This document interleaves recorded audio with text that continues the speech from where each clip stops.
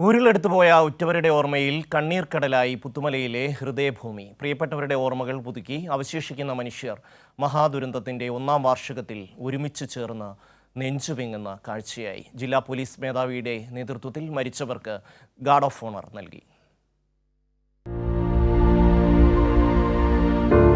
ഉരുളെടുത്ത മനുഷ്യരുടെ ഓർമ്മകൾ തേടി അവർ ഒരിക്കൽ കൂടി പുത്തുമലയിലേക്ക് മടങ്ങിയെത്തി. 266 മനുഷ്യർ അന്ത്യവിശ്രമം കൊള്ളുന്ന മണ്ണിൽ കണ്ണീരായി ഓർമ്മകൾ പെയ്യും.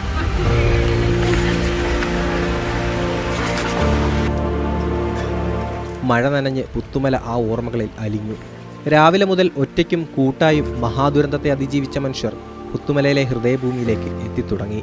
മഹാദുരന്തം എടുത്തുപോകുന്നതിന് തൊട്ടുമുൻപ് വരെ ഒരുമിച്ച് ജീവിച്ച മനുഷ്യർ ഇവിടെ ഈ മണ്ണിൽ അവസാന യാത്രയിലും വേർപിരിയാതെ ചേർന്നുറങ്ങുന്നു. പ്രിയപ്പെട്ടവരുടെ കുഴിമാടങ്ങൾക്ക് മുന്നിൽ തേങ്ങലടക്കാൻ കഴിയാതെ ഉറ്റവർ വിതുമ്പി.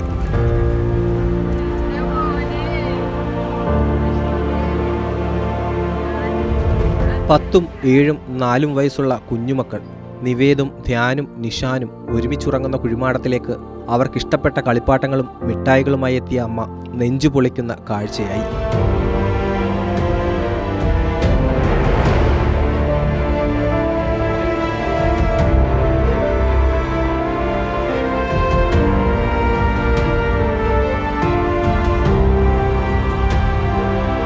മകനായ പ്രക്ഷോഭിന്റെ ഓർമ്മകളിൽ വിങ്ങിപ്പൊട്ടിയ അമ്മയുടെ കണ്ണീർ ഈ മണ്ണിനെ പൊള്ളിച്ചു.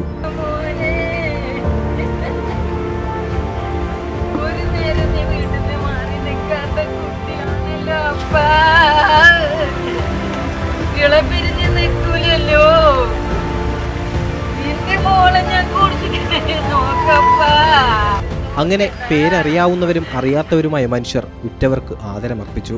പുത്തുമലയിലും കണ്ടു വയനാടിന്റെ സ്നേഹവും ഒരുമയും. ബന്ധുക്കളുടെ കല്ലറയിൽ മാത്രം പൂക്കൾ അർപ്പിക്കാതെ എല്ലാ കുഴിമാടങ്ങളിലും അവർ ആദരവോടെ സ്നേഹപ്പൂക്കൾ സമർപ്പിച്ചു. നാടിന്റെ ആദരമർപ്പിച്ച് മന്ത്രി മുഹമ്മദ് റിയാസും കെ രാജനും മന്ത്രി OR കേളുവും അവരുടെ സ്മരണകൾ ചേർത്തുപിടിച്ചു. സർവമത പ്രാർത്ഥനകളുമായി ആത്മീയ നേതൃത്വവും മഹാദുരന്തത്തിന്റെ ഓർമ്മകൾ പുതുക്കി.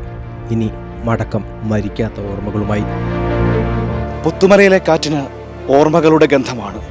നെഞ്ചുവിങ്ങുന്ന വേദനയിൽ ഉറ്റവർക്ക് ആദരമർപ്പിച്ച് അവർ മടങ്ങി. പുത്തുമലയിലെ ഹൃദയഭൂമിയിൽ നിന്നും മനു മാടപ്പാട്ട്, കൈരളി ന്യൂസ്.